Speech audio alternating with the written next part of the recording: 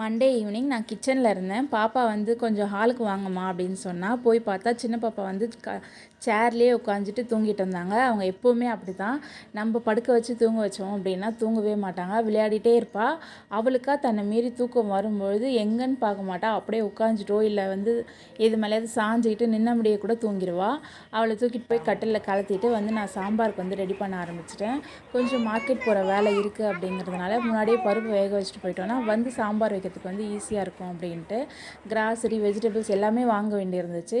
Grocery வாங்குகிற கடையிலே ரொம்ப லேட் ஆகிட்டதுனால அன்றைக்கி வந்து வெஜிடபிள்ஸ்லாம் எதுவுமே வாங்கிட்டு வர முடியல. ஸோ கிராசரி மட்டும் வாங்கிக்கிட்டு வீட்டுக்கு வந்துட்டு சாம்பாருக்கு கூட கொஞ்சம் தேங்காய் சட்னி இருந்துச்சு அப்படின்னா நல்லாயிருக்கும் அப்படின்னு தோணுச்சு. அதனால் தேங்காய் எடுத்து உடைக்க ஆரம்பித்தேன். உடைக்க ஆரம்பித்தோடனே பெரியவே வந்துட்டா, எனக்கு வந்து தேங்காய் தண்ணி வேணும் அப்படின்னு சொல்லிட்டு. பாட்டி சொல்லுவாங்க தேங்காய் தண்ணி கொடுக்கக்கூடாது அப்படின்ட்டு. ஆனால் இவ வந்து விட மாட்டா, தேங்காய் தண்ணி வேணும் வேணும்னு கேட்குறா. ஏன் கொடுக்கக்கூடாதுன்னு உங்களுக்கு தெரிஞ்சு